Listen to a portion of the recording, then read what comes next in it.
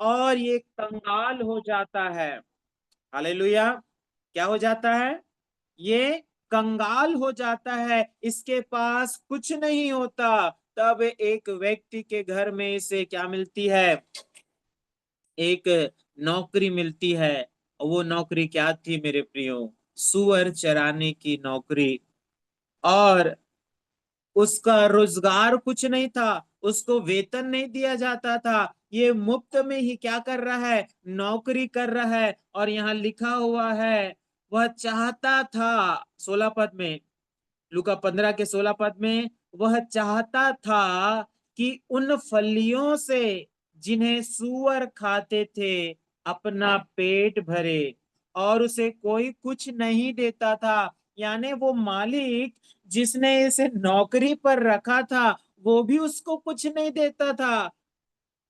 और वो जो छोटा बेटा था वो सोचता था, क्यों नहीं ये जो सुअर खा रहे हैं फलियां, उसको खा लिया जाए ताकि जिंदा रहा जा सके। हालेलुया। मेरे प्रियो, ये वही व्यक्ति था जो अपने पिता के घर में बड़े ठाट के साथ रहता था। बहुत से नौकर और चाकर इसके आसपास घुमा करते थे। बहुत ही इसका मान और सम्मान था। लेकिन जब पिता से ये दूर हुआ, इसके जीवन में जब पाप आया, इसके जीवन में जब अधर्म आया, इसका सारा जो बातें थी वो सब चली गई। अब इसकी स्थिति ऐसी है कि इसके पास ना खाने को कुछ है, ना पहनने को कुछ है। और ये स्मरण कर रहा है कि मेरे पिता के घर में मजदूरों को भोजन से अधिक रोटी मिलती है और मैं यहाँ भूखा मर रहा हूं। इसके जीवन में एक परिवर्तन आया। हालेलुया। मेरे को लगता है मेरे पियो, बहुत ही समय इसने गुजारा होगा। और बहुत समय गुजारने के बाद इसके जीवन में एक परिवर्तन आया। और वो परिवर्तन क्या था? वो अपने पिता के पास वापस जाना चाहता है। हालेलुया। उसने सोचा, 18 पद में जब आप देखते हैं, मैं अब उठकर अपने पिता के पास जाऊंगा और उससे कहूंगा कि पिताजी, मैंने स्वर्ग के विरोध में और तेरी दृष्टि में पाप किया है। अब इस योग्य नहीं कि तेरा पुत्र कहलाऊं। मुझे एक मजदूर के समान रख ले। उसके जीवन में एक परिवर्तन आया। उसने पश्चाताप किया। जो कार्य उसने किया था, जो पाप उन्होंने किया था, उससे उसने क्या किया? तौबा की और पश्चाताप किया। क्योंकि उसके जीवन में मन परिवर्तन हो चुका था। आज ऐसे बहुत से लोग हैं जो उस पाप में पड़े हुए हैं। जो सुअर खा रहा है वो खा रहे हैं, उन्हें कुछ नहीं मिल रहा है। वो अपने जीवन में काम तो करते हैं लेकिन उसको पूर्ता नहीं है। वो अपने जीवन में अच्छे पारिवारिक रिश्ते को देखना चाहते हैं, लेकिन लड़ाइयाँ और झगड़े उनके परिवार में बने हुए हैं। तंगी और कर्ज बना हुआ है। इसलिए बना हुआ है क्योंकि उनका जीवन परमेश्वर से दूर है। मेरे प्रियो, आपको इस बातों से अगर बाहर आना है तो आज आपको यीशु मसीह के पीछे होने की आवश्यकता है। अपने पापों को छोड़ने की आवश्यकता है। अपने पापों से मन फिराने की आवश्यकता है। और जब आपका मन परिवर्तन हो जाएगा, मेरे प्रियो, परमेश्वर का वचन कहता है, 20 पद में जब आप पढ़ेंगे, तब वह उठकर अपने पिता के पास चला गया। अब वह दूर ही था कि उसके पिता ने उसे देखकर तरस खाया और दौड़कर उसे गले लगाया और बहुत चूमा। पुत्र ने उससे कहा, पिताजी, मैंने स्वर्ग के विरोध में और तेरी दृष्टि में पाप किया है। अब इस योग्य नहीं रहा कि तेरा पुत्र कहलाऊं। मेरे प्रियो, हमारा परमेश्वर आज भी हमारा इंतजार कर रहा है कि कब हम अपने पापों से पश्चाताप करें, अपने बुराइयों को छोड़ें और पुनः परमेश्वर के पास आ जाए। परमेश्वर उस इंतजार में ही है। इसलिए बाइबल कहती है कि परमेश्वर ने जगत से ऐसा प्रेम किया कि अपने इकलौते पुत्र को दे दिया, ताकि जो कोई इस पर विश्वास करे वो नाश ना हो परंतु अनंत जीवन पाए। परमेश्वर ने हमें अपने पुत्र को दिया है ताकि हम नाश ना हो।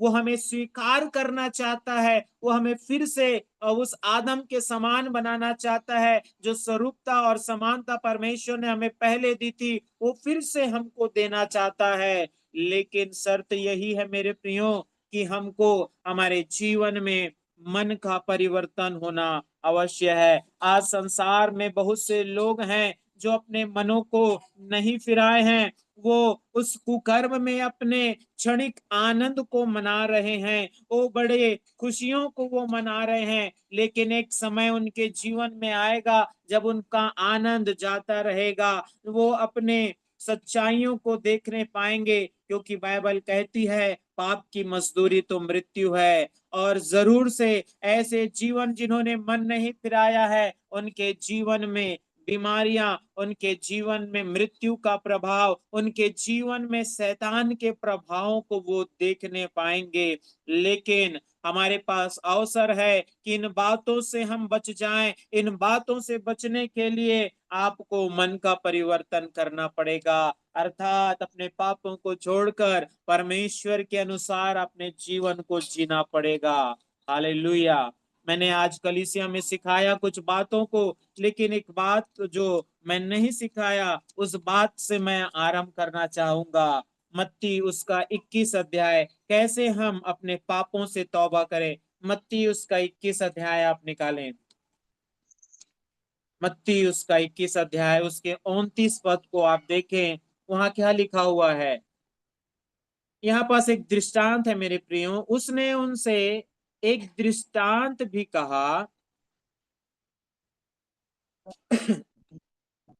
और यहाँ लिखा है, अंजीर के पेड़ और सब पेड़ों को देखो। एक मिनट ना, ये वचन थोड़ा दूसरा है। अगर पीने की दूध ओ सॉरी, मैं चाहिए। लूका निकाल चुका हूँ। पढ़िए मत्ती उसका 21 का 29 पढ़िए।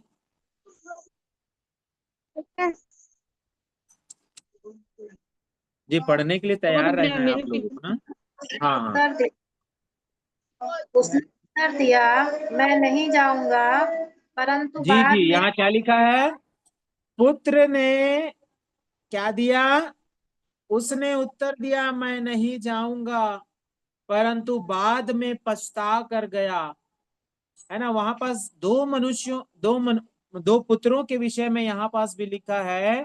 और यहाँ पास कहा गया है 30 पद में, फिर पिता ने दूसरे के पास जाकर ऐसा ही कहा। उसने उत्तर दिया, जी हाँ जाता हूँ, परंतु नहीं गया। यहाँ पास मेरे प्रियो दो पुत्रों के विषय में लिखा है। और उसका जो पिता होता है उन्हें एक आज्ञा देता है कि जाओ दाख की बारी में काम करो। लेकिन जो पहला पुत्र है वो कहता है मैं नहीं जाऊंगा, लेकिन बाद में पछता कर गया। और जो दूसरा पुत्र होता है उसको भी उसका पिता कहता है कि जाओ दाख की बारी में काम करो। लेकिन उसके उस पुत्र ने कहा, जी हाँ मैं जाता हूं, परंतु जाता नहीं है। हालेलुया। ये कौन सा स्वभाव है। हम हाँ तो बोलते हैं लेकिन मुकर जाते हैं।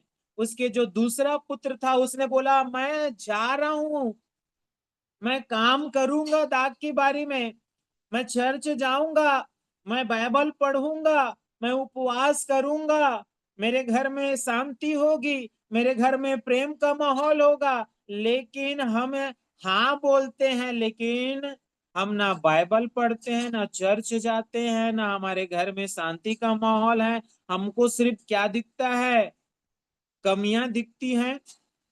हमको केवल संसार की बातें दिखती हैं। हम अपनी इच्छा से चलना चाहते हैं। आज कलीसिया में, आज मसीही परिवारों में बहुत से लोग इस स्वभाव से ग्रसित हैं, इस पाप से ग्रसित हैं। उन्होंने अपने पिता से वादा किया कि हे परमेश्वर, नए वर्ष में मेरा जीवन नया हो जाएगा। हे परमेश्वर, इस महीना मैं अच्छे से प्रार्थना करूंगा, इस महीने मैं उपवास करूंगा। लेकिन उनका जीवन वैसे का ही वैसा है, क्योंकि उन्होंने हाँ तो बोला परमेश्वर से, लेकिन बाद में वो क्या हो गए, मुकर गए। उनके जीवन में कोई भी वादा पूरा नहीं हुआ। बीते दिनों में मैंने एक भविष्यवक्ता से मुलाकात की, जैसा मैंने आज कलीसिया में बताया। तो उसने कहा कि कोई तो वादा है जो आप पूरा नहीं किए हैं। हालेलुया। कोई तो वादा है जो आप पूरा नहीं किए हैं, परमेश्वर उसका इंतजार कर रहा है। हालेलुया। मेरे प्रियो, जो वादा आप परमेश्वर के साथ करते हैं, परमेश्वर उस वादे को देखता है। वो कोई इंसान नहीं जो भूल जाए। हालेलुया। वो परमेश्वर है। वो आपकी ओर नजरें लगाए हुए है।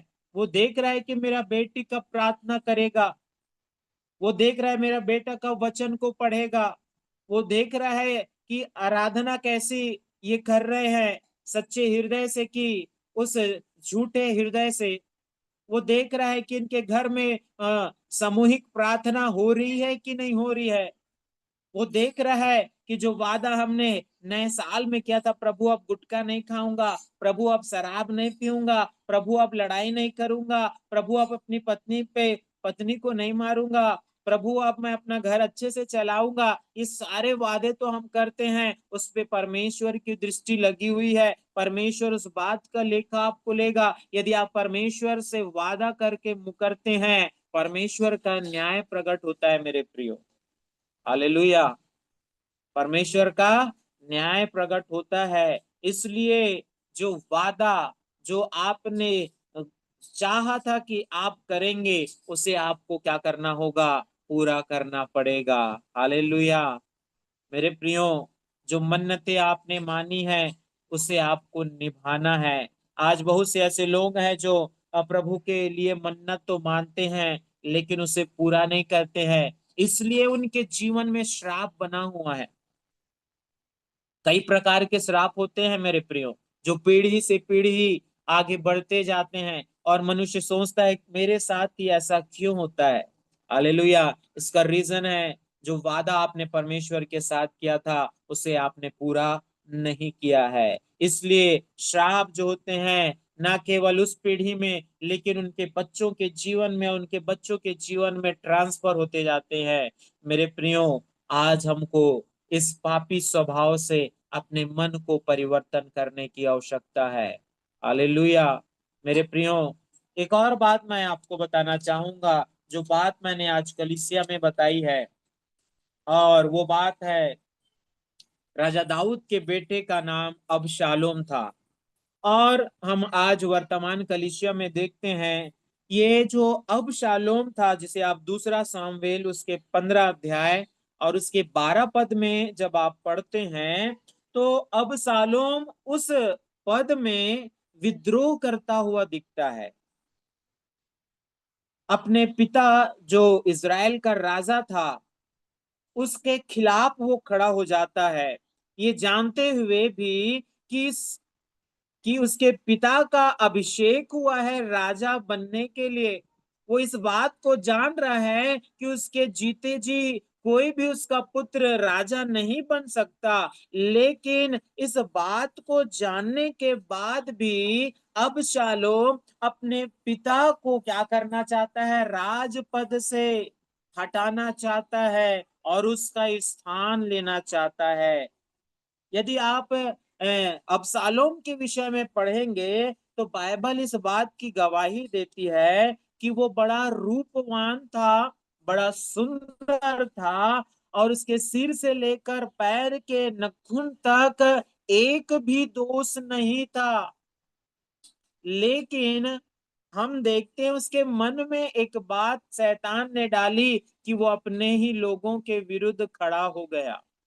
हालेलुया। मेरे प्रियो, ये जो अबशालोम का स्वभाव है, विद्रोह करने का स्वभाव है। यदि आपको कोई सिखाए कि अबशालोम की आत्मा काम कर रही है, तो आप स्पष्ट समझ जाएंगे मेरे प्रियो कि ये विद्रोह और फूट का आत्मा या स्वभाव मनुष्यों के जीवन में, परिवारों में, कलीसियाओं में, कार्य के क्षेत्र में क्या कर रहा है? काम कर रहा है। जो सबसे पहली बात है अबशालोम के जीवन से, अपनी सत्ता स्थापित करने का स्वभाव। अपने पिता को हटाने का कार्य वो कर रहा था। एक बड़ी संगोष्ठी उसने किया, एक बड़ा ग्रुप उसने बनाया, और जिसमें उसने अपने पिता को परेशान करने के लिए, अपने पिता के ऊपर हमला करने के लिए उसने क्या किया मेरे प्रियो? योजना को बनाया। जब आप बाइबल को पढ़ते हैं तो पाते हैं अबशालोम के कारण दाऊद को अपना राजपाट छोड़कर क्या करना पड़ा? कुछ समय के लिए बाहर रहना पड़ा। हालेलुया। वो अपने दाऊद अपने पुत्र को समझाना तो चाहता था, लेकिन वो समझने को तैयार नहीं था। लेकिन उसके हृदय में विद्रोह का स्वभाव समाया हुआ था। आज हम देखते हैं बहुत से लोग के अंदर ये बातें शैतान ने बो कर रखी है, और वो हर छोटी बात में विद्रोह को सामने लेकर आते हैं। चाहे वो पति पत्नी का रिश्ता हो, सास बहू का रिश्ता हो, बेटा बेटी का रिश्ता हो, हर एक रिश्ते में अबशालोम का स्वभाव काम करता हुआ आज के जमाने में नजर आ जाएगा मेरे प्रियो। ये जो अबशालोम का स्वभाव है, खासकर अपनों को नाश करने का स्वभाव है। अबशालोम किसका बेटा था? दाऊद राजा का। और अपने पिता को ही वो क्या करना चाहता था? मारना चाहता था, अपने राजगद्दी से उतारना चाहता था। तो ऐसे लोग हैं जो क्या करते हैं? अपने लोगों को, अपने लोगों के लिए शत्रु का काम करते हैं। कहा जाता है ना, घर का भेदी लंका ढाए। हालेलुया। बहुत से लोग हैं परिवार में, चर्च में, बाहर, जो क्या करते हैं? इस स्वभाव से ग्रसित हैं। ये स्वभाव तोड़ने वाला स्वभाव है, जोड़ने वाला स्वभाव नहीं है। परमेश्वर ने तो कहा अपने शत्रुओं से प्रेम रखो। बहुत से लोग हैं जो क्या करते हैं? तोड़ने का काम करते हैं। आज बहुत सी कलीसियाएं टूटी हुई है, बहुत से परिवार टूटा हुआ है, इसलिए क्योंकि उनके जीवन में शैतान की योजना पूरी हो रही है। और वो योजना क्या है? अबशालोम का स्वभाव उनके अंदर पाया जाता है। हम देखते हैं मेरे प्रियो, जिस माँ बाप ने पाला पोसा, जब बच्चे बड़े हो जाते हैं उनके अंदर जब ताकत और हिम्मत आती है, वो कमाने लग जाते हैं, तो वो जिस माँ बाप ने उन्हें पाला पोसा, उन्हीं की छाती में क्या करना लग जाते हैं?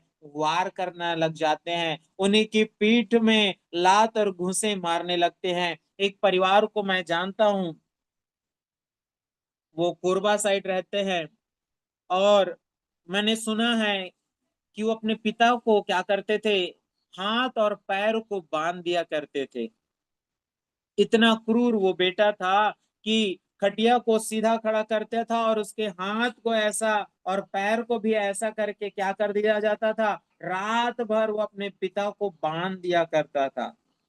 हालेलुया।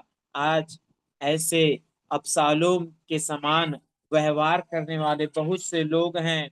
जिन माँ बाप ने उन्हें पाला पोसा, जिन माँ बाप के वो आंख के तारे थे, उन्हीं माँ बाप के आंखों में आज धूल झोंकने का काम ये अबशालोम के स्वभाव वाले लोग कर रहे हैं मेरे प्रियो। क्योंकि उनको अपनी मनमर्जी पूरी करना है, अपने पत्नी का बात मानना है, अपनी माँ का बात मानना है, अपने पड़ोसी का बात मानना है, अपने मित्रों का बात उनको मानना है। इसलिए वो अपने लोगों के बैरी बने हुए हैं। हालेलुया। लेकिन ध्यान रखें, परमेश्वर इस बात को देख रहा है। परमेश्वर ने आंखें बंद करके नहीं रखा है। परमेश्वर से आप कुछ बात को छिपा नहीं सकते। एक एक बात का लेखा खुदा लेगा। हालेलुया। मेरे प्रियो, ये अबशालोम वाले जो लोग होते हैं, जिस थाली में खाते हैं उसी थाली में वो क्या करते हैं? छेद कर देते हैं। जिन्होंने संभाला, जिन्होंने आपकी विपरीत परिस्थितियों में देखभाल की, जब उनके अंदर शक्ति आ जाती है, वो कमाने लग जाते हैं, तो वो क्या करते हैं? आपसे बदला लेते हैं। जिस थाली में खाया उसी थाली में क्या कर दिया? छेद कर दिया। लेकिन ध्यान रखें, उनका पेट कभी भरेगा नहीं, परमेश्वर उनसे बदला लेगा। हालेलुया। इसलिए मेरे प्रियो, हमें इस स्वभाव से तौबा करने की आवश्यकता है। उस उड़ाऊ पुत्र के समान अपने पापों को मानने की आवश्यकता है। जिस पिता ने उसे पाला पोसा, धन दौलत दी, उस पिता से वो दूर चला गया। आज वैसे ही बहुत से विश्वासी हैं कि वो अपने पिता से दूर है, लेकिन परमेश्वर उनका इंतजार कर रहा है कि कब वो वापस लौट आए, कब परमेश्वर उन्हें गले लगाए। जब आप उसके आगे के वचनों को पढ़ेंगे तो वहां पास लिखा हुआ है मेरे प्रियो कि 21 पद में, 22 पद में, लुका 15 के 22 में, परंतु पिता ने अपने दासों से कहा, झट अच्छे से अच्छा वस्त्र निकाल कर उसे पहनाओ और उसके हाथ में अंगूठी और पांव में जूतियां पहनाओ। ये हमारे लिए परमेश्वर की योजना है। कौन ऐसा पिता होगा जिसने अपने बेटे को दिया और उसने जो सब कुछ बर्बाद करने के बाद जब वो वापस लौटे, तो कौन उस पिता होगा जो अपने बेटे को अच्छा व्यवहार करे। हालेलुया। लेकिन हमारा स्वर्गीय पिता हमारे इंतजार में है। वो हमारे लिए अच्छे वस्त्रों को देने वाला परमेश्वर है। आत्मिक वस्त्रों की बात हो रही है। आपको जींस और साड़ी नहीं देगा परमेश्वर। हालेलुया। आपको उसके लिए कमाना पड़ेगा। हालेलुया। मेरा परमेश्वर हमारे लिए क्या कर रहा है? एक अच्छे पवित्र वस्त्र को जिसे पहनकर आप स्वर्ग जाएंगे। और परमेश्वर उस अंगूठी को, अंगूठी का अर्थ होता है अथॉरिटी, अधिकार। परमेश्वर आपको फिर से वो अधिकार देगा जो आपसे छीन लिया गया था। परमेश्वर पुनः उस अधिकार को देता है। और यहाँ लिखा है पांव में जूतियां पहनाएगा और पला हुआ पशु मारेगा ताकि आनंद किया जा सके। हालेलुया। और ये कब होगा? जब हम अपने पापी स्वभाव से पश्चाताप करेंगे, अपने मन को फिराएंगे। ये उनके लिए नहीं है ये आशीषें जिन्होंने मन नहीं फिराया है, ये आशीष उनके लिए है जिन्होंने मन फिराया है। हालेलुया। बहुत से लोग सोचते हैं मन नहीं फिराएंगे तो भी हमारा परमेश्वर हमको क्या करेगा, ये अंगूठी दे देगा, जूता पहना देगा, आशीष दे देगा, लेकिन वो भूल में पड़े हुए हैं मेरे प्रियो। इसलिए आज हमको पुनः पिता के पास आने की आवश्यकता है। ये छोटी सी बात मैं आपको बताना चाहता था। परमेश्वर इस वचन के द्वारा आप सबको आशीष दे। आने वाले रविवार हम कोशिश करेंगे कि एक अच्छे प्रभु के दास जरूर से इस सभा में आए और आपको प्रभु यीशु मसीह के सुसमाचारों से बताए। आप सभी को जय मसीह की। आइए हम प्रार्थना करेंगे। Thank you Jesus, thank you Lord.